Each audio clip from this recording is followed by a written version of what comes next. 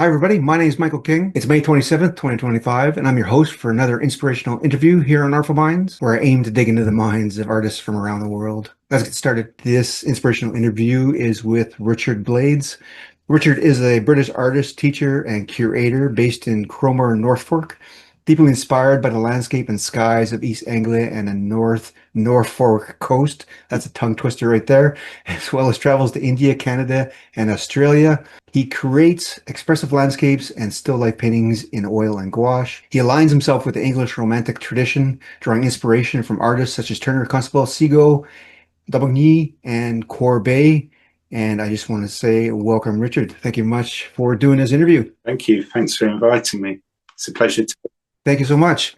And I'm just going to share my screen here and scroll through about a dozen pieces. And if you can, briefly tell us about how your journey in your art career started. Absolutely.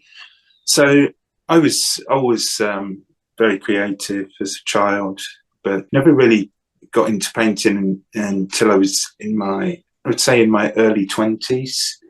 And up until that point, I wanted to be a writer more. I was much more interested in writing and traveling. So I was inspired by the beatnik writers, Jack Kerouac and people like that. But I remember I was living down in Cornwall in the southwest of the UK. It's very famous for art. And down there, I went to a few galleries and exhibitions and just become captivated really by painting and saw it as a language in which I could express myself in a different way to writing, to do it in a more poetic way in that sense.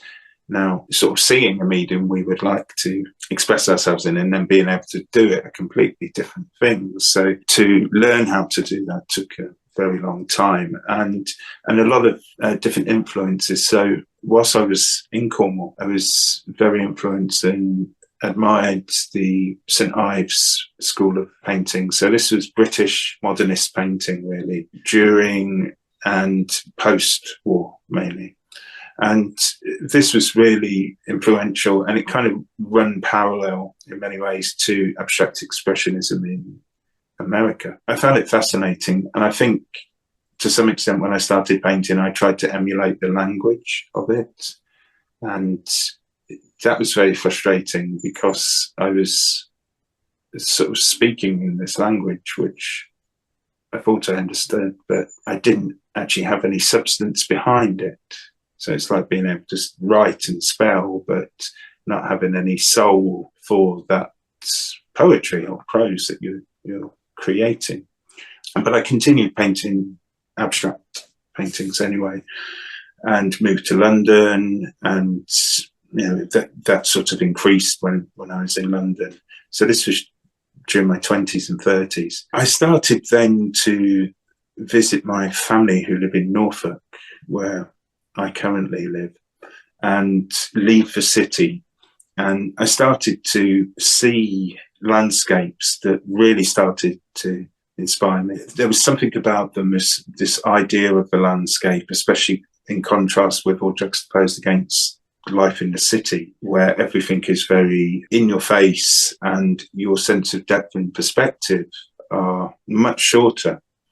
So when going out to these very tidal coastal places or flat fenlands where I actually grew up, and seeing the skies and seeing this depth in the landscape, it kind of created this romantic idea. I then started to look at and explore Turner and Constable and romantic painting of the landscape, which came about really during the Industrial Revolution, when a lot of people had left the countryside and moved to the cities for work. And poets and painters and writers started to deify the idea of nature. And a lot of that was because it was a contrast to the smog and the steel and all of these things that were being created in the city. And steel, I'm not sure, I probably got my time wrong. No worries. But it was this idea where the landscape sort of, it rewilded, but not in the way that they talk about it now. It rewilded sort of in the minds and the hearts of the poets and the painters, and it took on an almost mystical type quality. So I got caught up in this feeling as well, through living in the city, but coming back to nature. And I started to then sort of bring in elements into my abstract work of nature. And in my paintings, you see there's a lot of horizon lines in there. It's mostly horizon lines. So a lot of that is, first of all, because I grew up in very flat lands in East Anglia, where you saw the horizon everywhere you looked. But secondly, the horizon line for me is a way of bringing abstraction towards a type of representation in that sense. But you can take a simplified geometric structure, like a square, a rectangle, and a bigger rectangle. You've got a landscape there. And for me, the horizon is this point where abstraction can meet a little bit of representation, but it's also the point where the land is meeting the sky, or the sea is meeting the sky. So I just started to play around with this idea and kind of stuck with it, and realized then I actually have a format for painting, for bringing in that spirit or that expressiveness and painterliness, that romantic aspect, and having a framework in which to use that and to express it. So that's my journey. Yeah, it's quite fascinating. And your perception that the landscape can be broken into two rectangles, I think, is quite an interesting thought exercise, right? Whether it's big, small, small, big, which kind of reminds me of kind of what Rothko was doing as well. Absolutely. And it made me rethink what he's doing or he did, right? Yeah. Oh, he's a that's big influence. I actually ran a course not long ago for Winslow Art Centre, which was Mark Rothko and the landscape. And I sort of, let's say, paraphrased in a way Rothko, if that's the right term, where I sort of thought that actually he was playing with the landscape as much as anything. And that his journey, or his linguistic journey in painting terms, came from Turner's push towards almost pure abstraction in his later works. Yeah. And then into Monet's, from Turner to Monet, in Monet's, his pond paintings, I forgot what they're called now. But where Monet is creating this sense of perspective, but you can't even really see it because he's almost cut out the edge of the pond where the sky would be or where the land would be. And he's painting these ponds in a kind of a flat perspective way. And this, in a way, gives Matisse the idea to create his Red Studio painting, where it's just this sort of things are floating. And then to Rothko, where Rothko's able to just create this flat surface and have this depth in there. So what I was doing on this course is getting people to start with a kind of a Rothko type composition, but then actually bringing it back to the landscape. Interesting. It's really interesting. Yeah. That would have been interesting. That would be really good for development, wouldn't it? Yeah, yeah. Wow. Okay, good. You're making me think. This is fantastic. I love it. To find Richard, you can get him on the interwebs at richardkbladesartist.co.uk. And you can also find him on Instagram. His handle is richard.k.blades_art. So along with that, going back to the landscape, though, I know you're not really a landscape painter. And in a previous podcast, you talked about taking a more mindful approach to your outdoor experience, observing and taking it all in when you're out there, in a way, filling not just your memory bank, but your sensory bank. I'd like you to talk about this a bit, but I'm also thinking now, after listening to you here as well, that probably is why your landscape paintings are so ethereal in a sense. They're more magical than just from a photo or from a plein air piece, right? Yeah. And so I do paint plein air sometimes, and I do make thumbnail sketches sometimes. But for me, a lot of it is, I call it sort of memory and imagination. I like to really experience a landscape when I'm out in it. And I often find if I'm sort of fumbling around with paint, looking at things like that, I'm not fully present. So I prefer just to be mindful when I'm out and walk. I do take photos, but I don't work from photos.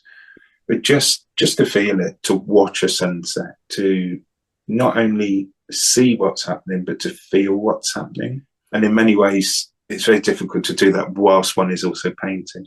So it's me sort of filling up my inspiration bank in that sense, and then going back to the studio to translate that. And even though it's sort of memory and a lot of it's faded, it's trying to.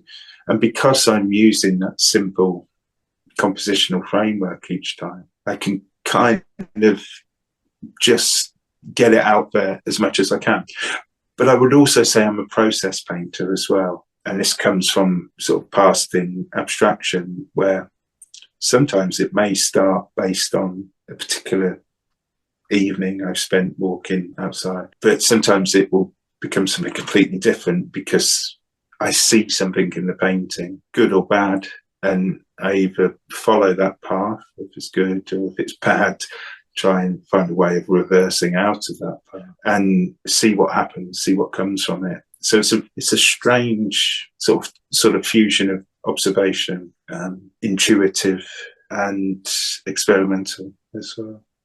Interesting. So being involved more in the process could explain why I find a lot of your work very, very fresh, very little, if any, well, none really overworked areas. And I guess that explains it, because you're not going for an end goal. You're involved until you decide that it's completed, I guess, correct? Yeah, that's it. Yeah. And I like to leave things slightly unresolved as well. And some of that's choice, and some of it's, I often say this when I'm teaching as well. People say, well, how do you finish it, or how can I improve this? And so there are myriad ways and directions you could take from this point. You could refine it more, you could go this way, or you could just leave it. And especially if I see it in someone's painting where I think there's enough there. There's enough there. It's saying something to me. It could be saying more, but it's saying something. And for me, that's the most important thing. It sounds sort of simplistic. As you know, it's not. But there is that, for me, that idea of slightly unresolved, that it's open. Mm-hmm. It's also why I don't like working from photographs as well. It's this idea that you feel when it looks like the photograph. And, I know some people paint amazing paintings from photographs that are a little bit loose and stuff. I think sometimes people think when it looks as kind of almost perfect as the photograph and it's finished, it's sealed up. Now, for me, I'm not interested. I like paintings that are sort of fuzzy, not quite resolved. Yeah, I hear you. And I think you're right. Many people who paint from photos want their painting in the end to be that photo, whereas they should have stopped 20 minutes ago and painted just for the sake of the painting, embracing the process kind of, right? Seeing what the painting needs, right? Because I think with it in that way, I mean, if we think about plein air painting, for example, there's a lot of what I do in it anyway, that, say if you're painting a sunset, your colours in a sunset are going to be changing, almost by the second. By the time you've gone down to mix the colours, you're looking at, they're changing. You have to kind of take a bit of a risk with it, and you have to use that artistic license, memory, expression in many aspects of plein air painting. I find painting from photos much more problematic in the sense of it stays there for you. It's this moment captured in time. But what you're losing is that you're losing all of that flux and that beauty of the sun sinking and all of those colours changing in real time, and you're responding to it. But I think as painters, we rely on instinct, imagination and memory more than we think. Yeah, especially after years of experience, right? We really delve into that memory bank. But that's interesting, not to put you on the spot, but you mentioned you also take photos. If a lot of your painting is process-based and memory-based, what are these photos for? I'm very curious. Yeah, it's interesting. I often just post them on my Instagram stories, just as a diary in a way, it's a visual diary. It's beautiful where I live. But also, I think as well that, and I always encourage us for artists is to like look all of the time. And for me, looking through a camera lens or a phone display, composing a photograph, in that sense, even though it stands alone, it's not for a painting, is such an important exercise. It's because it's kind of like sketching in a strange way. So I'm looking at the sunset, and it's often just fractions that I'm making that decision and just shifting the camera or the lens to the left, or just waiting for that cloud to come across here. And I'm not going to use it for anything, but it's just that joy and that pleasure of being a visual creature. And enjoy, and then sharing it on my Instagram story as well, as a not as art, as just because I enjoy it. Yeah, and I guess in a sense though, it allows you to arguably plein air paint or compose on the fly as it's happening, which you can store in your memory bank without taking away from the experience, right? That's it. That's amazing. That's an amazing idea. I think as well with it that to know colours and how they shift and change in nature, it takes a lot of observation as well. And for me, I love to just spend that time just watching. I mean, some of the colours I'm fascinated by is that strange greeny, blue, yellowy colour that you get just kind of above the sunset before the sky fades into blue. It's not quite a tealy colour.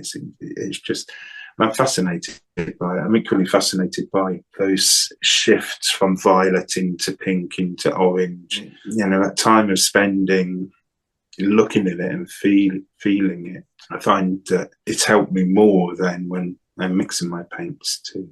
Yeah, for sure. I'm glad I'm not the only one who wonders about that green shift, because in the sunset it shouldn't be there, but obviously it is. It's because it's the spectrum, right? I mean, it doesn't show up very long, but it's but it's beautiful. Yeah, absolutely. And I want to go back to the process and your freshness in your paintings, because I noticed your small 8x8s and your larger 30x30s, they're equally fresh. And I guess it comes to the idea that each size, it doesn't really matter. It's the process, and that's why everyone is fresh, correct? Right? Yeah. It's because it's the process. It's exactly the same process that in each. They get scraped back. As I'm doing them, they get worked over. Horizon line shifted up and down.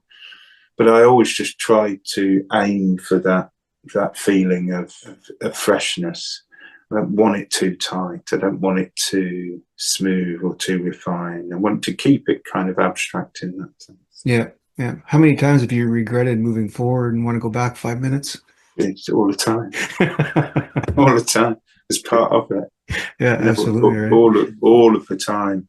And there are paintings that I have done that are beyond redemption. I think that they've just become closed, sealed units.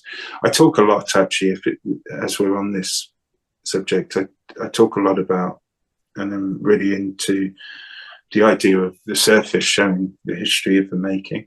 That just like the landscape, whether man-made or natural, shows us the history of either its making by man or a collaborative thing, or it's making by nature. I mean, the coast is a great example of this. All of the sand, the rocks, everything. It's this geology there. So for me, a painting surface I enjoy the most is when I see the marks that have maybe been something for a moment, but not been, but they're not smoothed over, they're kept there. And it all comes together in this sort of great kind of ecology of the paint surface. And you look at Turner, you see that a lot. So I will go and create sort of things that don't work out, but you kind of see them. Sometimes you see, just had a vision in my mind, sometimes you see where they've almost started a road or something, but they never quite finished building it. So that's there, and the nature has kind of reclaimed these little spaces. And I love seeing that on the surface. Now it's being able to also create then that freshness with that, but you've got the history and the vibrancy, the life in it. That's a great way to think about it too, because it takes the anxiety out of fixing what you consider a wrong direction. Whereas if you were to just Yeah, scrape, allow it to be over whatever you create, it's just there's a history. I like that idea. That's yeah, fantastic. yeah. So nothing is, and again, it's embracing imperfection. It's about what you do with it. Absolutely. That's wonderful. A big jump now. I want to go into the use of your high chroma, highly saturated colors in your paintings. I'm going to show the screen in a second here so we get it set up. But I want to precedent with, say, looking at these cloudscapes. I've changed some from or many of them from the color to the black and white. And I find that it shifts the painting almost to a new painting in a sense. And I think it's notable how important color is over value, Yeah, where each version changes dramatically. And for you, does the impact of color come to mind first when you're developing a painting? Let me absolutely. just Yeah, share this here for you. So these are some of the ones that stood out for me with the high chroma, and it's all about yeah. the cloud, of course, but as soon as you remove that, it really becomes about the Uh, ground plane, which I thought was oh, fascinating. that's really fascinating. Can you Right. put it back to the color a moment? Let me see that. Absolutely. Ah, And just a reminder for all the artists that high chromatic yeah, colors are difficult to see value in, right? yeah, yeah. Yeah. Wow. And I got a couple others here that I just love your high Yeah. chroma. Oh, yeah, And yeah. the That's cloud becomes inconsequential to yeah, the yeah, land. And this yeah, one's very loose, very interpretive, but yeah, it goes from cloud to rocky shore. yeah. And I think there's one more, two more, maybe. This one, because it's all about the vibrancy, Absolutely. right? And Oh, it's all about wow. the waves. Yeah, And I think, yeah, this is the last one, but I find this one the most fascinating because yeah, it's all about this color, but in the end, it's all about the little sun peeking through. yeah. Oh, yes, yeah, yeah. Absolutely. And I think you see it more because that's gouache, and you kind of see it more because it's a much flatter kind of. Do you really keep in mind the saturation over everything else to draw when you're I painting? think so. Yeah, I think that's the thing. It's that those pop, you call them pops of color in that sense. That it's value is important in that sense, and but I think definitely now looking at that and sort of thinking about it in this way that the color is it really is, and possibly again this is coming from my abstract kind of background where the devices of painting in that sense are kind of stripped down to form, texture, color, and things like that. There's also another aspect with it as well that I tend to like quite melancholic, moody art. That's where I'm sort of drawn to, and it's that sort of quite romantic aspect of it. But I find by bringing in this redemption of light, or in a sense, color, it kind of just creates a sort of a balance between the two elements of dark and light in a very interesting way. And it also brings in a slightly, not surreal, that's not the right word, but a slightly otherworldly kind of feel to it as well. I posted on Facebook. I think it was that painting or one of it, with the pink cloud. And some guy was getting really irate with me and saying, "But clouds aren't that pink." And I said, "I know, I understand that." But he kept going on and I said, "Look, it's an abstraction. I'm taking from an experience and I'm playing with color. If you look at actually the rest of the painting, it's very muted, and then that color. And the crazy thing is, a lot of those muted colors are made from that red mixed down with its complementary. So you then have that pop. Keeping with your cloudscapes, they're very, well, much like Turner stuff too. They're very ubiquitous. They can be anywhere, whether it's in your imagination or a location that you think it might be. Do you find that's to a benefit when Yeah, you're to the viewers or even to sales? Yeah, I think so. And also to my philosophy as well. It's, I want to sort of create a language that is not defined by a place that we can all somehow recognize. I've lived in lots of different places, and all of these things have fed into me. So if we go back to that pink cloud, I mean, did I see it in India? Or maybe it's a reflection of the sari colours I saw in India. Is it a cloud from when I was in Cornwall? Or, it's all of these different influences coming in. So when I present them, I want people to be able to project their own feelings and their own places. I remember I sold a sunset painting to someone in Japan, in Kyoto, really high up in a tower block, their apartment. It was a sunset inspired from around here, from beaches here, but they saw in it the sunset that they saw. It was abstract enough to hold that synchronicity with that person's experience. So that's really important for me. I never really paint local scenes. Mm. I mean, that's fantastic that they could see what they wanted to see for a painting all the way from England in Kyoto, right? Yeah, absolutely. Yeah. Absolutely. So yes, it's important for me. I think art, in that sense, it can be a universal language. Speaking of universal, I guess, and mixed with the abstract, I don't know if that's a good transition into this or not, but your two paintings, Welsh Poppies and Quiet, they're very different from your previous abstract flowers in a very plainer, calming sense, I find. And being so different, how did these come about compared to your other ones, these two?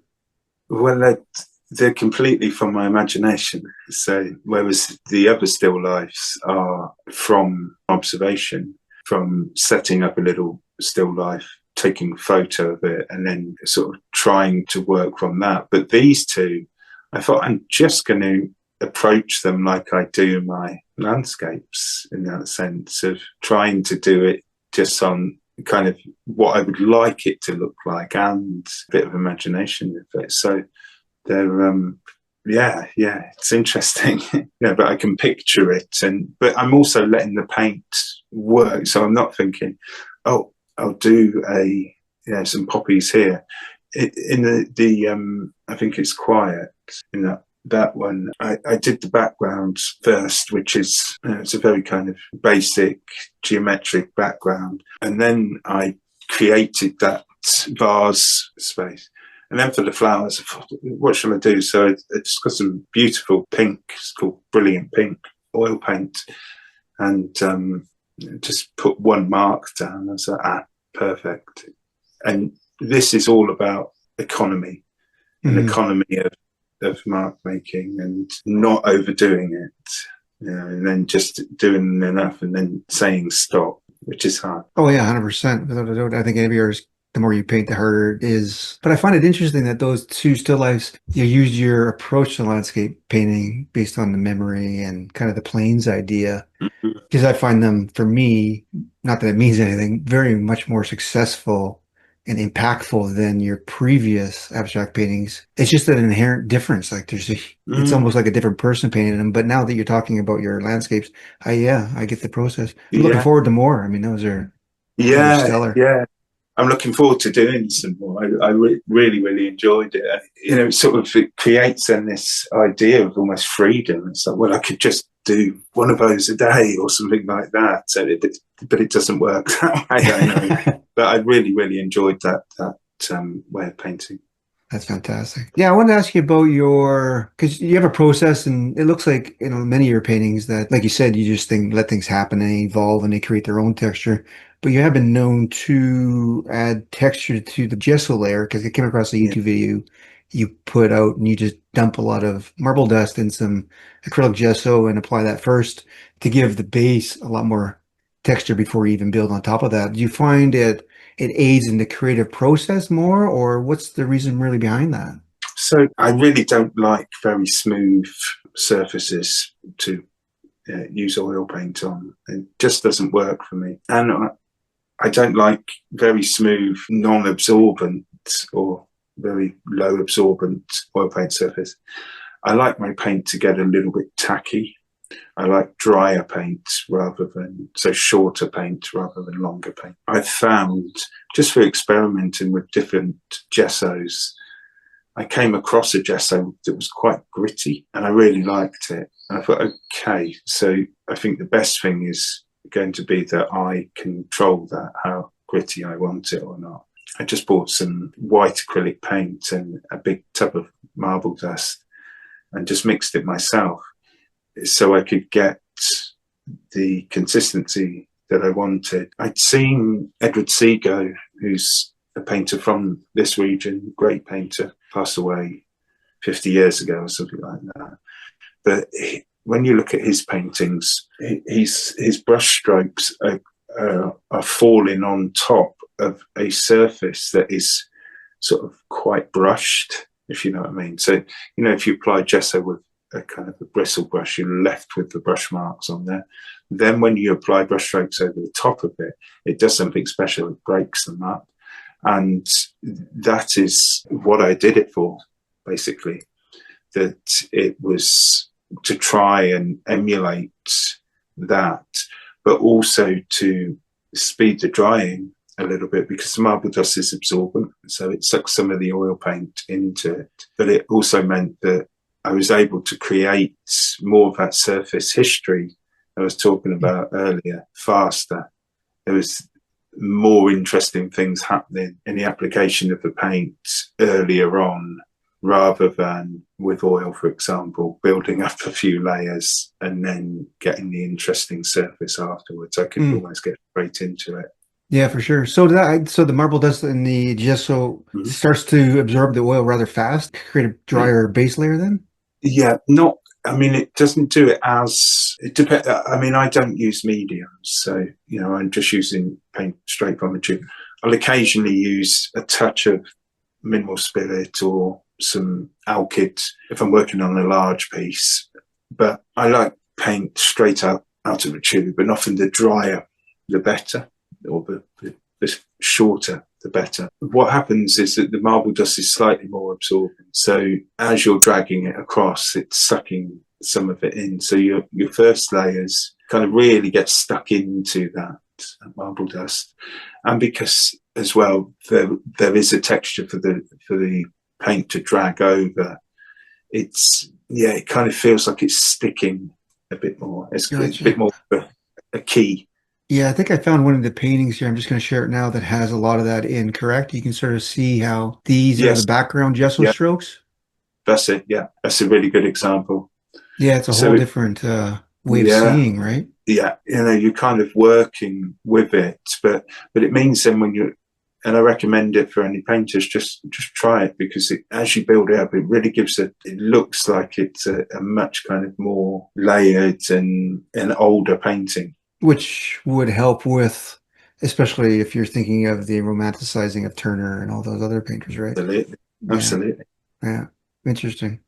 So it's a little cheat, I guess. A little bit, yeah. Yeah. All right. Now going in the opposite direction, though, you use gouache. I love gouache. I love the opacity, and I love that it in a way it's much like oil paint. However, it's much flatter. How much do you use gouache these days? I use it when I can. I've been busy with the oils, but gouache for me is a medium that I love to sit down and paint with. It's something that I can do anywhere. So I can be sitting in my lounge and I can do it. I can be sitting on a train and do it anywhere. I tend to, with gouache, very much like oil paintings, is I'll just do it from my head. And there have been points where I paint with gouache every single day. I'd like to, in many ways, I'd be happy for it to be my primary medium. I really would love it, but it's got downsides to it. Like working large is pretty much impossible. Various reasons for that. One is just trying to get a brush stroke, a big brush stroke with gouaches, but also the price of it as well. I tried making some gouache because I thought I want to paint large. These small tubes are too expensive. So I went and I thought I'll try, to make some ultramarine blue. It's a good start, relatively cheap pigment, or not expensive. But it took me about 6 hours to produce a tube like that big, because I was grinding and trying to get it in. And the problem is with gouache is, as you're doing it, it's drying all of the time. I've made oil paints before, watercolors and stuff, and I gave up. I've never heard anybody trying to make their own gouache paint before. That's Yeah. interesting. Yeah. Well, I've got some binder for it. And what I have done since is actually had a big glass palette and a pot of the binder, and just used a pipette to squeeze it into pigments to mix on the go. And that's really nice. So you can actually get some larger, rather than squeezing out the tubes, so you can get some very fresh. Because with gouache, I use hardly any water. Pretty much the only time I use water is if I'm doing a horizon line or going in to edit. So I'm using it almost straight from the tube. Yeah, that would get pricey. Oh yeah. Yeah. Holy smokes. Yeah, you could probably go through a whole tube in one session then, of one color particularly. Yeah. Right? Yeah. But it's a different type of layering. And as you know, with gouache, you cannot paint impasto with it because it will crack.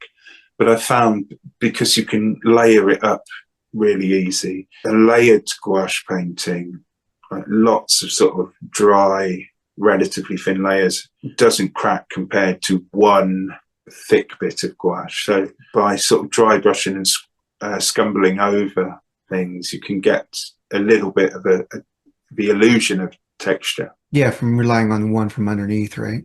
Yeah. But I love the colours. The gouache colours are just amazing. For me, a lot of it is the surface of gouache, the uniformity of that velvet finish. And it's actually influenced me how I paint oil as well, of how I want some of my oils to look, is to have that kind of feel to it. I've added marble dust into the oil paint before to try and give it that more of a gouache look. Yeah, I've recently been trying calcium carbonate in my oil paints as well, and I'm hooked. I'm fascinated by it. I got to figure out how to do it more, right? Yeah, it's cool. Yeah, it's fascinating for sure. But yeah, and I guess in hindsight, now that you say it, absolutely, it does have that gouache sense to it, right? Yeah. And it also thickens it, which is nice, which shows more brush strokes, et cetera, right? Definitely. And it speeds up the drying as well. Yeah, that surprised me how fast it speeds up the drying, right? Absolutely. But you've got to be careful, because there's a danger of it sort of, if you go over the top with the calcium carbonate, it's a danger with the paint binding, because it's sort of the paint binding is very well calibrated, that it's enough pigment to bind a ratio. So with the calcium carbonate, there's a danger that you tip it over the edge. Yeah, well, especially with you, since you don't use any mediums, right? There's no way to really add any oil back in, right? Yeah. I cheat that way. I use mediums. So. Do you? What do you use?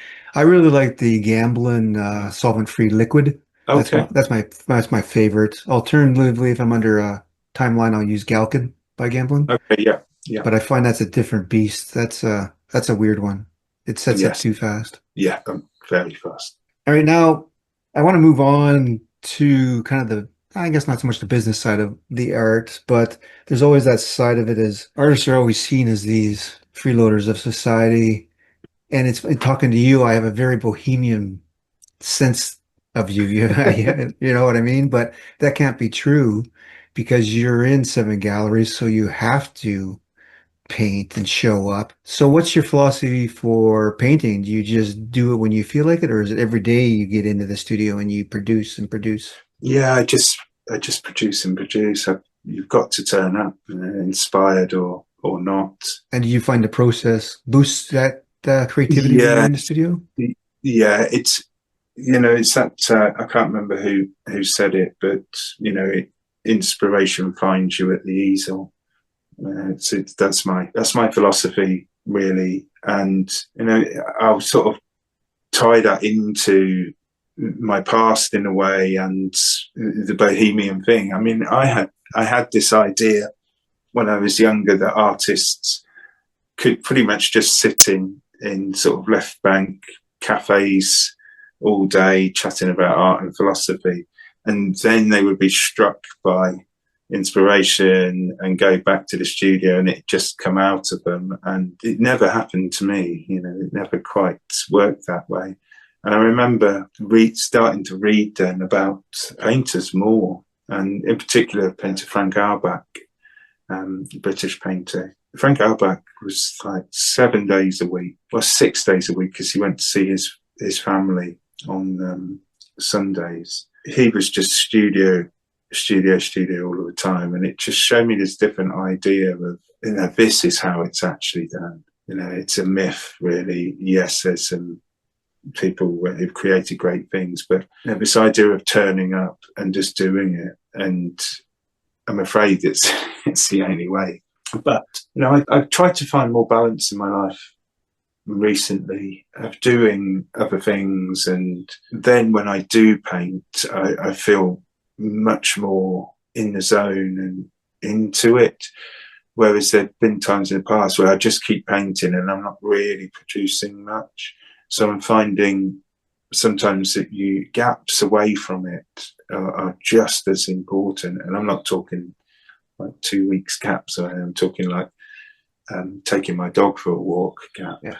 But I think as well, for any successful artist, you've got to have the passion, first of all, to do it.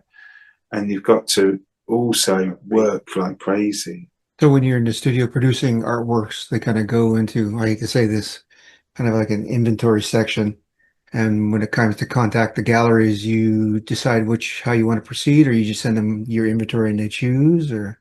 I wish it was like that. It's more it's more me catching up and saying, I'll have the paintings ready. So, that kind of thing. I want to flip it around, but I've tended to be working on the back foot recently, and I want to change that. What I would really like to do is take 6 months off of all responsibilities for galleries, delivering stuff, and just say, I need 6 months. I'm going to develop some paintings. Here's what I've got at the end of it. That's a dream, but I've been sort of playing catch up a little bit.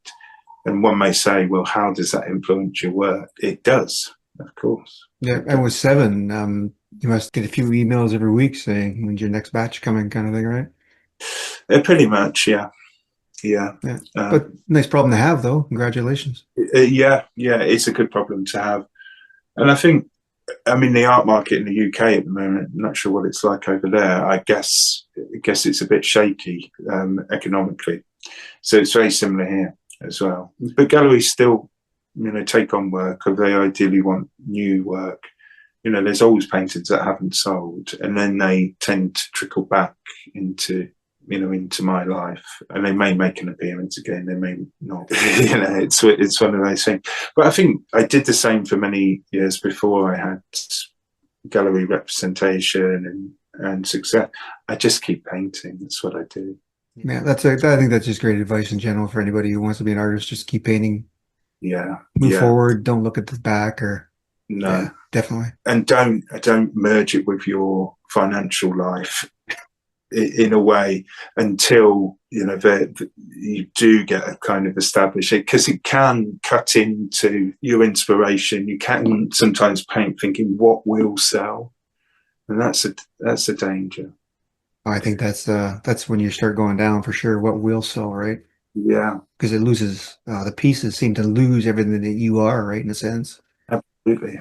Yeah. I mean, you have the success now in your galleries and whatnot like that, but there was a time before that, I'm sure, where you'd approach a gallery and they'd say you're not ready, or no thank you, or you enter shows and you get rejected. How was that process for you with rejection, and has it changed over the years? Like, if you got rejected 10 years ago, is it much different from being rejected today? It's interesting. I've never, when it comes to galleries, so with galleries, I've never approached the gallery, thankfully, and they've always approached me. So I've never gone down that route. What I have done is I've entered a couple of open calls with the major art societies in the UK. So we have the Royal Institute of Oil Painters and Royal Institute of Watercolour. So I've entered the watercolour one with the two different institutions. I've entered both of them twice with my gouache. Mm. and I've been rejected each time. And I think the way I see it now is like, oh, well, it wasn't for that. You know, it wasn't for them. It wasn't for the curator, whatever. It dents the confidence for, you know, for a moment. And I think, you know, art and confidence is so intrinsically linked. It's really, really difficult.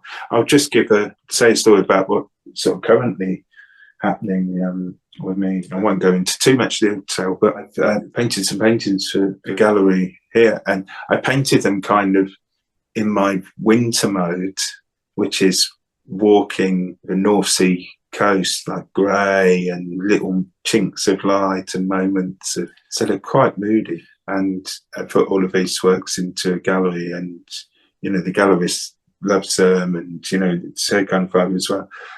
But it's spring and it's summer now, and it's just coincided with lots of, then there's, you know, all of these sort of lovely kind of uplifting paintings, and then there's kind of moody darkness in the background. So it's how one deals with that as well, because that's the type of, you know, it's how you then think, because sales haven't been very good in that sense. That's the reason, you know, it's a bit of timing there, but there are always going to be these pitfalls and obstacles and letdowns, but you've just got to keep doing it. It's always that reminder of, why am I doing this?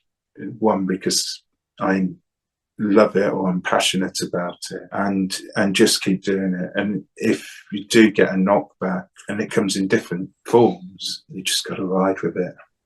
Absolutely. It will make you stronger. Yeah, very good point. And the reason I like to talk about this is, and I hope people watching the video in the future, especially if you're a younger painter, can realize, is that everybody at a professional level, and everyone I interviewed has the same thing. They get their rejections, but they just move on. But it's good to know, oddly, that you're getting rejected, and it must be human nature. But it kind of makes me feel good about myself that it's okay to be rejected. So it's nice to really know about that, right? Oh, definitely. And you know, I know top painters who get rejected from shows a lot, you know, and it's sort of part of it. And you've almost got to weigh it with the successes. But it's, you know, it's that thing, and maybe this is in human nature as well. If I teach a class, I run a workshop, and there's 20 people in, 19 people really love it and absolutely enjoy it. The other one, they don't hate it, but they say it then, oh, I'm not sure, it just wasn't my thing. That night, I'm not thinking about the 19 that loved it, it's that one. And in many ways, that's what we need to spur us on, because there's a complacency, real complacency, that can come from success. So as uncomfortable it is, that rejection email or letter is probably the best fuel you can have to get up and paint the next day. Yeah, that's a good way to look at it. That's a whole different tack for sure. That's great. All right, we've been at it for just over an hour, and there's two questions I'd like to ask everybody, and hopefully the answers can be different. But the first one will be, what's the best piece of advice you've ever been given? It's interesting. I don't really know. I think it's more from example of looking at people and how they are. And the best thing is just to work hard. You know, if you've got a passion, you know, work hard at it. And that's the advice I was given, both by, I think more by seeing it, by example. So it wasn't anything said. It was just by example from my parents. Where you got your work ethic from, I guess, too, eh? Yeah. And so hopefully this can be a little bit different, but what's your top piece of advice you would give others, especially painters? Same. Yeah. They're difficult questions to separate, right? Yes. I would say it's just to paint, take risks. I have this thing, and I've said this in a few interviews before, where I'm never more than 60% happy with the painting. 60% is pretty much enough. I strive for 100%, but having that sort of 40% dissatisfaction is really, really healthy, because it means you can sort of solve those issues in the next painting. So for me, in that sense, paintings are not standalone things. They're all related to each other. if something doesn't work in this one, just leave it. Be 60% happy with it. Go on to the next one. And the more you do that, the better you will get at painting. So more paintings rather than trying to perfect a single painting. Oh, I really like that. That's fantastic. Because you hear a lot of artists say just paint, but the way you described it makes a lot more sense for sure. So lots of little. Don't go and buy loads of really nice ampersand, gesso panels, and get some very cheap, small, and just do that, and see that these paintings are kind of linked all the way through, and then you start to not only get style, but in ones where you come across a bridge you just can't cross because you don't want to take a risk and ruin it or something, leave it, because you will be able to construct that bridge later on. You'll find the way to do that in the next painting or one after that. That's fantastic. That's great. Thank you so much. My pleasure. Well worth the price of admission right there, eh?